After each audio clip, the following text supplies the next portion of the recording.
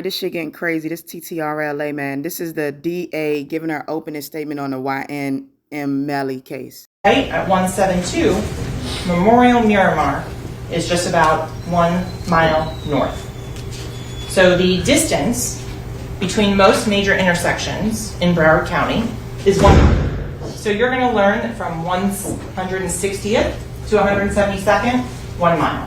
From 172nd to the next major intersection on Miramar Parkway, 184th, 1 mile. So you're going to hear and find that Mr. Henry's statement that the car is traveling westbound on Memorial Parkway, then goes north on 172nd and shows up at the hospital for the drive-by is completely and utterly false. How can I tell you that, ladies and gentlemen? Well, the detectives from Miramar at this point shut down the entire length of Miramar Parkway from 160th to 172nd. And they sit and they walk side by side for an hour, that mile-long stretch, looking for evidence of this drive-by. Because evidence is the remnants a crime leaves behind. And in this case, the lack of evidence is very important. There is a lack of any evidence whatsoever to support that a drive-by happened on Miramar Parkway. What would they look for? Shell casings, glass fragments, projectiles, tire marks. You're going to hear that there is none of that found whatsoever. So then they say, well, maybe we have the time frame wrong. Maybe we have the location wrong. So they walk an additional mile from 172 to 184th. Still nothing.